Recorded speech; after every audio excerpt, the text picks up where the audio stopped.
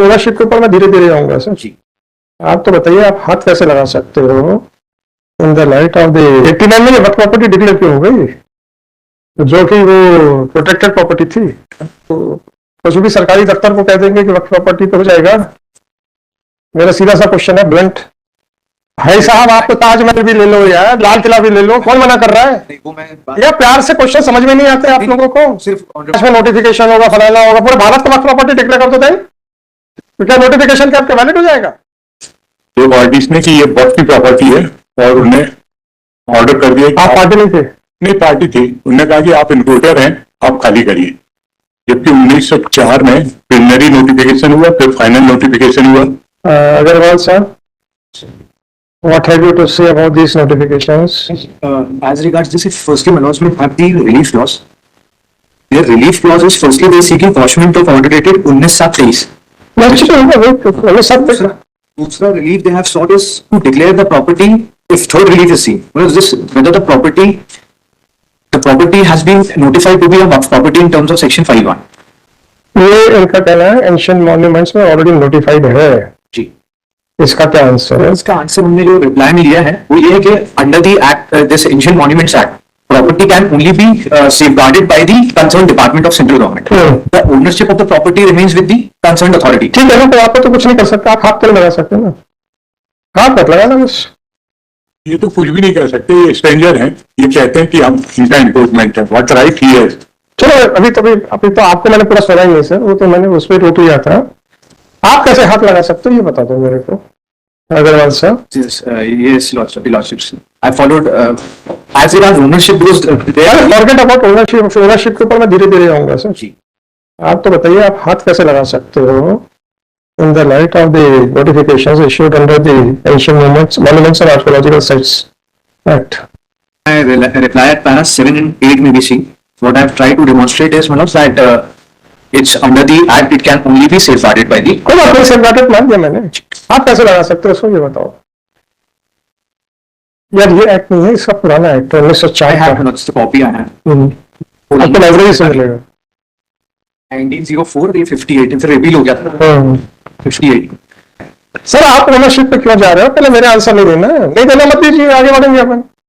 That is, it is a protected monument, nobody can touch it, right? No alteration, no restoration, nothing of sort can be done by anybody. That specific government. Right, no, right. पहले इस पे clear हो गए अपन। अब आप आ जाइए, what are the documents to show that you are the owner? R1 is the document Manoj which I have filed. क्या है ये? This is the notification Manoj issued official gazette notification of state of MP showing the property to be a waqf property. कर ये R1। अच्छा जी बताइए, कब का notification है? This is a notification dated 25/8/1989. 1989। अब आप पेंशन मॉन्यूमेंट्स के ऊपर आ जाए। ये नोटिफिकेशन होकर वक्त प्रॉपर्टी डिक्लेयर हो सकती थी, ये आप बता दीजिए सर। यार मैंने तो आपका फोटोकॉपी ले ली। That I have referred in my reply also that from if my laws may have section 3 and 4. It says it provides for protection of the monuments. आप उसे बोलिए बस। Again and again you are saying the same thing. Let me dictate the order just now. 89 में वक्त property declare क्यों हो गई, जो कि वो प्रोटेक्टेड प्रॉपर्टी थी? आपकी कैसे डिक्लेयर हो गई वक्त प्रॉपर्टी? अब ये तो बताओगे कि नहीं बताओगे? क्या आप एडमिट कर रहे हो कि डिक्लेयर नहीं हो सकती थी? बताओ ना, क्यों डिक्लेयर हो सकती थी? Has been done in terms of section 5(2) of the Waqf Act. कल को वो कुछ भी सरकारी दफ्तर को कह देंगे कि वक्त प्रॉपर्टी तो हो जाएगा। मेरा सीधा सा क्वेश्चन है, ब्लंट। कल को अग्रवाल साहब की प्रॉपर्टी का नोटिफिकेशन निकल जाएगा तो फिर अग्रवाल साहब को निकाल के बाहर कर दें, या उसके लिए कोई प्रोसीजर है? इतना ही पूछ रहा हूं भाई।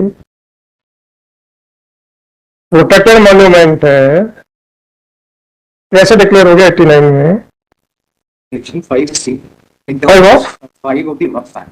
The notification is issued under this. तो भाई साहब, आप तो ताजमहल भी ले लो यार, लाल किला भी ले लो, कौन मना कर रहा है? वो मैं यार प्यार से क्वेश्चन समझ में नहीं आते आप लोगों को। सिर्फ ऑनरेबल कोर्ट किसी के अरे ऑनरेबल कोर्ट को छोड़ो, किसी की भी प्रॉपर्टी को आप प्रॉपर्टी डिक्लेयर कर सकते हो? टेल मी, सेक्शन 5 में नोटिफिकेशन होगा, फलाना होगा, पूरे भारत का प्रॉपर्टी डिक्लेयर कर दो दें, तो क्या नोटिफिकेशन के आपके वैलिड हो जाएगा? The property was already declared as a ancient monument by issuing a notification in the early 19s. बिना किसी ओनरशिप को, बिना कुछ देखे, क्या ओनरशिप थी आपकी इसके पहले से, prior to this notification which was issued under the Ancient Monument Act? Who was the owner of this property? Notification issue हो गया तो प्रॉपर्टी आपकी हो गई। तो फिर क्या छोटे छोटे नोटिफिकेशन इशू हो रहे हैं, इकट्ठा एक ही कर दो, झंझट खत्म। एक सिर्फ परमिशन सिर्फ एक सबमिशन और मैं हाँ।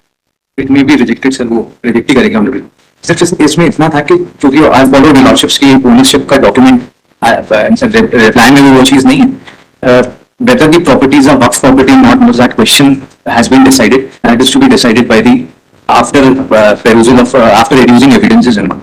So तो ये वक्त बोर्ड ने ये कैसे ऑर्डर कर दिया है? ट्राइब्यूनल ऑर्डर, बोर्ड का ऑर्डर, किसका ऑर्डर है? ये the order under challenge is passed by the CEO. CEO ना, किसका? अच्छा हाँ, ठीक है। कैसे कर दिया सर? वक्त बोर्ड का है ना, कैसे कर दिया इसने? CEO के संबंध में हमने जो लिखा है वो सिर्फ ये आपने लिखा, इन्होंने एक्सेप्ट कर लिया? नहीं, हमने सिर्फ इतना लिखा है कि वो एग्जीक्यूटिंग अथॉरिटी था, तो just because there was a notification in persons of that notification he has passed that order, क्योंकि under section 54 of the properties of waqf property CEO in terms of the main section. समझ रहा हूँ sir. Whether on this question there is a judgment of Supreme Court that subsequently declaration of the waqf property it cannot be declared as a waqf property. उसमें सिर्फ difference ये था कि वो suit के बाद हुआ था, reduce किया। सवाल इस बात का है, you are right in saying that the powers of CEO while deciding the application in question were very limited. He could not have declared the notification as null and void. He has merely acted upon the notification. Fine. So whether my jurisdiction is also very limited? That is the question. ये सिर्फ उस संबंध में honourable court has time and again referred to this. क्या ये राष्ट्र वाली judgement है जिसमें वाई कंसीडरिंग वेरियस क्या क्या है? Judgement this is para 54 that if tribunal जाना चाहिए।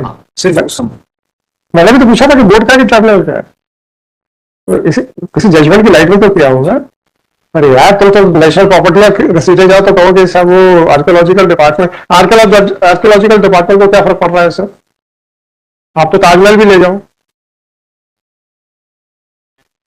Rather, any of the officer of the archaeological department will have any adverse effect on their health. बल्कि मॉन्यूमेंट से हमको कोई इनकम नहीं है सर, अरे इनकम का सवाल नहीं है, सवाल इस बात का है कि आपका पर्सनल इंटरेस्ट क्या है कुछ नहीं है। तो सेफगार्ड दिस थिंग्स। ये जो जिससे एक हमारी पुरानी सभ्यता, हिस्ट्री, अब बिल्डिंग्स नहीं होती हैं, इससे आपने वहां पे का जो कल्चर था वो सारी चीजें रिफ्लेक्ट होती, पढ़ना आना चाहिए बिल्डिंग्स को। ये हमारे और आपके लिए बिल्डिंग है। वो लाल किला देखा तो हमें लाल दीवारें दिखती हैं, पर लेकिन जिनको ये इसमें हिस्ट्री में होता है तो उसकी एक एक ईंट बोलती है। They are the first hand direct evidence to give an indication कि उस समय का कल्चर क्या था, उस समय की सोसाइटी क्या थी। हम देखते हैं ये दरबार हॉल है, अच्छी बात है, ये शंख कक्ष अच्छी बात है, बस हो गया। They are not the buildings, यार, they are the living creatures telling you about the history. उस समय की इंजीनियरिंग क्या थी, कितनी एडवांस थी। आप कई जगह पे जाके देखेंगे वो जो गुंबद के बीच का एक उनका ये सीधा सा कहना है, सर वो जो छोटा सा पत्थर दिख रहा है हटा दीजिए, पूरी की पूरी छत नीचे आ जाएगी। और ये इंजीनियरिंग इसलिए थी क्योंकि अगर कोई अटैक हो गया है then how to create hurdles, that was one of that engineering की। आप ऊपर का एक पत्थर हटा देंगे पूरी की पूरी छत बढ़ जाएगी। और आज का कोई कॉन्ट्रैक्टर बना के दिखा दे सर, वेट डिस्ट्रीब्यूशन। आज तो कंप्यूटर पे भी लेके आगे बैठे रहते हैं, उस समय तो कंप्यूटर नाम की कोई चीज ही नहीं थी।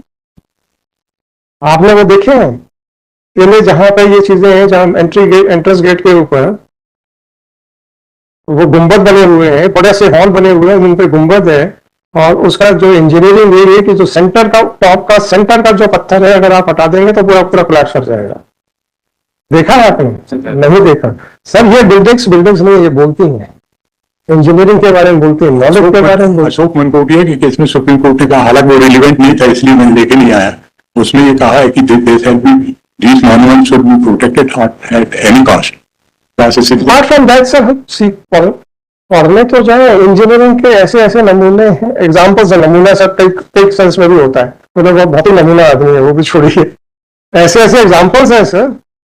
यू कैन जस्ट इमेजिन कि क्या कॉन्ट्रैक्टर रहा होगा वहां पे, वेट डिस्ट्रीब्यूशन का इतना परफेक्ट उनका नॉलेज है, बीच में कोई पिलर नहीं है, बड़ा सा हॉल है with no pillars at all in the centre,